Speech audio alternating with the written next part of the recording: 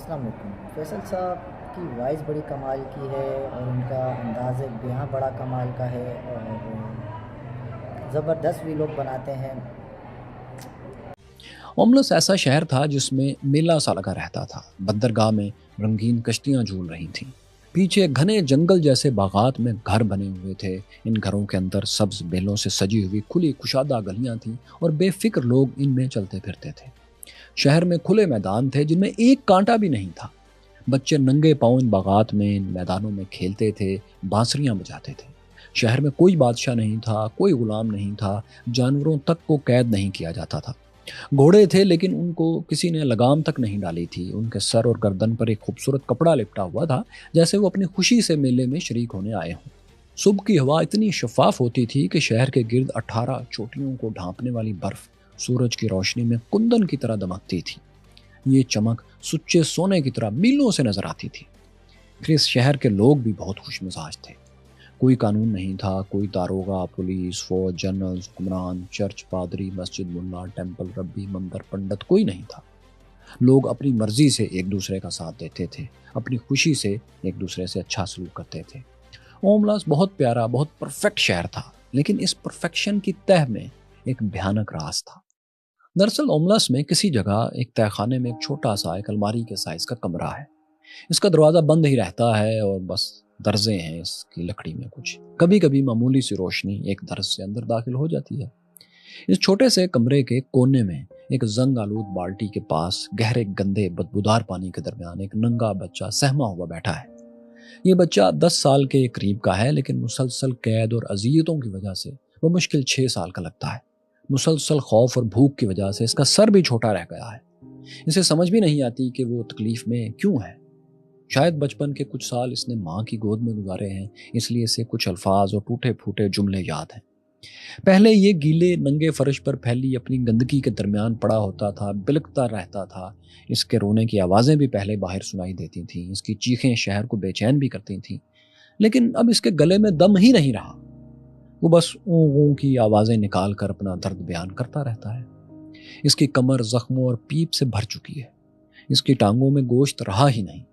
ہڈیوں پر پتلی موٹی بھدی سکن، جو اس کی جلد ہے وہ گیلے گتے کی طرح اس کی ٹانگوں سے ہڈیوں سے چپکی ہوئی ہے۔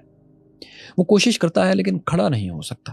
کبھی کبھار اس کے جہنم کا دروازہ کھلتا ہے تو کبھی ایک اور کبھی ایک سے زیادہ لوگ باہر کھڑے ہوئے دکھائی دے جاتے ہیں۔ ان میں سے کوئی ایک اندر آ کر لڑکے کو لات مار کر اسے کھڑا کرنے کی کوشش کرتا ہے۔ بچہ گھبرایا ہوا انہیں دیکھتا ہے، مگر آنے والا جلدی سے پانی کا گندا کٹورا بھر کر اور مکئی کے دانے گندگی بھرے فرش پر پھینک کر بھاگ جاتا ہے۔ بیچارہ بچہ چاہتا ہے کہ اسے باہر نکالا جائے۔ اس نے کبھی سورج کی روشنی اور ماں کی آواز بھی سن رکھی ہے، اسی لیے کہتا ہے کہ میں اچھا بچہ ہوں، مجھے اٹھا لو، میں کام خراب نہیں کرتا۔ لیکن کوئی اس کی بات نہیں سنتا۔ اب ایسا بھی نہیں کہ اسے دیکھنے آنے والے سبھی پتھر دل شہری ہیں۔ اوملاس کے شہری بہت سمجھدار ہیں اور بچوں سے پیار کرنے والے ہیں، لیکن انہوں نے خود کو ایک عجیب سا یقین دلا رکھا ہے۔ وہ سمجھتے ہیں کہ جب تک یہ بچہ اذیت میں رہے گا، اوملس ایک کامیاب اور خوشحال شہر رہے گا۔ جس لمحے اس بچے کی اذیت کم کر دی گئی، اسے خوش کر دیا گیا، اسے باہر لا کر نہایا دھلایا گیا، تو یہ شہر اپنی شان و شوکت کھو دے گا۔ اب شہر کے سبھی لوگوں نے تو اسے تکلیف میں خود جا کر نہیں دیکھا، لیکن پتہ سب کو ہے کہ ایک بچہ، معصوم بچہ کتنی تکلیف میں ہے، ان کے ایک تہہ خانے میں ہے اور ان کی وجہ سے ہے۔ یہ بچہ ان کی انسانیت پر ایک تازیانہ بھی ہے، لیکن وہ اس کے لیے کئی قسم کی تعویلات، جواز، انٹرپریٹیشنز، ایکسکیوزز تلاش کر چکے ہیں۔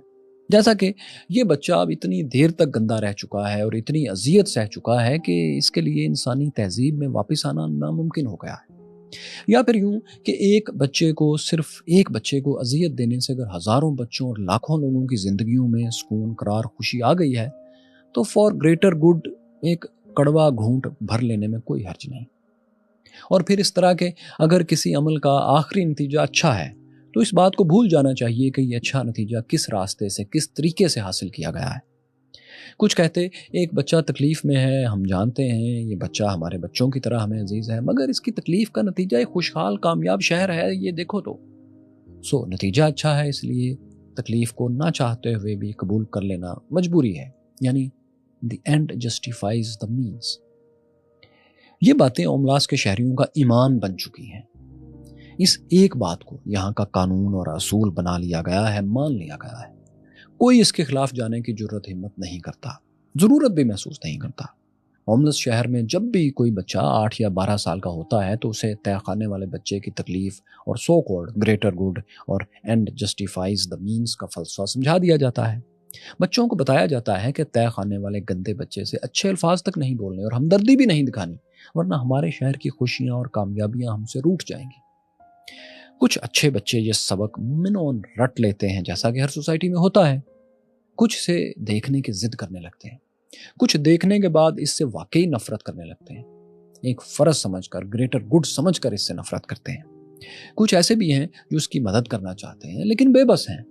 ये तीसरी किस्म के लोग वक्त के साथ साथ अपने आप को कायल कर लेते हैं, समझा लेते हैं कि ये खौफनाक बेइंसाफी दरअसल एक प्रैक्टिकल जस्टिस तो है, इससे बेहतर जस्टिस फिलहाल मुमकिन नहीं। ऐसी सोचें इन्हें बच्चे को भूलने में बहुत मदद देती हैं। कभी कभार तहखाने का ख्याल इनके कॉन्शियस पर, इनके ज़मीर पर दस्तक देने के लिए आ जाता है, लेकिन ये इसे झटक देते हैं। होमलेस के दूसरे बच्चों से प्यार करके वो समझते हैं कि हमने उस एक बच्चे का फर्ज भी, कर्ज भी अदा कर दिया। मगर इन्हीं में कुछ ऐसे भी हैं, ऐसे लोग भी हैं जो तहखाने के बच्चे को देखकर वापस तो चले जाते हैं लेकिन घरों को नहीं जाते।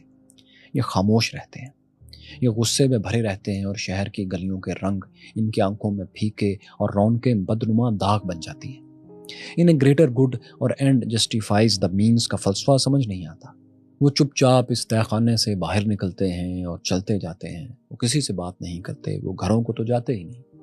खामोशी से दम साधे होमलेस की लंबी गलियों में किसी भी तरफ निकल जाते हैं। चलते चलते वो खूबसूरत शहर के दरवाजों से भी निकल जाते हैं, कभी मशरिक को, कभी मगरिब और कभी शुमाल की जानिब। ज़मीर की खलिश के ये कैदी हमेशा अकेले चलते हैं। ये फिर चलते चलते खेतों को भी पार कर जाते हैं। शाम या अंधेरा इन्हें रोक नहीं पाता। मालूम नहीं वो 18 पहाड़ियों पर फैली बर्फ के पीछे जाते हैं या कहीं और, कोई नहीं जानता। लेकिन एक बात सबको मालूम है, वो ये कि होमलेस को छोड़कर जाने वाले कभी वापस नहीं आए। शॉर्ट स्टोरी राइटर उर्सुला यहाँ कहानी खत्म कर देती हैं। वो किसी इनकलाबी तहरीक या किसी बगावत की बात नहीं करती, सिर्फ ये बताती हैं कि कुछ लोग ज़मीर की खलिश बर्दाश्त कर लेते हैं, इसको भूल सकते हैं, लेकिन कुछ लोग ज़रूर ऐसे होते हैं जो आगही का दुख नहीं झेल सकते। चाहे इसके बदले उन्हें सारी दुनिया की खुशियाँ दे दी जाएं, वो इनके साथ नहीं रह सकते। गूगल के एम्प्लॉइज़ को, उन 50 मुलाजमीन को हम इसी नज़र से देखते हैं। गूगल और अमेज़ॉन की मदद से इसराइल ने जो जंग लड़ी है, इसमें कम से कम पिछले 50 साल में सबसे ज़्यादा बच्चों की हलाकतें हुई हैं। इसका अंदाज़ा यूँ लगाएं कि शाम की 11 साला खाना जंगी में 12,000, इराक की 14 साला जंग में 3,000, यमन की 7 साला जंग में 3,500 और यूक्रेन रशिया वॉर के पहले 2 साल में 520 बच्चे मारे गए थे। जबकि गजा की इंतहाई छोटी सी पतली सी इस पट्टी में सिर्फ 15 माह में 20,000 से ज़्यादा बच्चे कत्ल कर दिए गए हैं, और ये सब लाइव ब्रॉडकास्ट हुआ। दोस्तों, तारीख में बहुत से फिलोसफर्स ने एक ऐसी सोसाइटी के ख्वाब देखे हैं जो परफेक्ट हो। इस पर बहुत सी कहानियां और नॉवेल्स लिखे गए हैं। प्लेटो की द रिपब्लिक,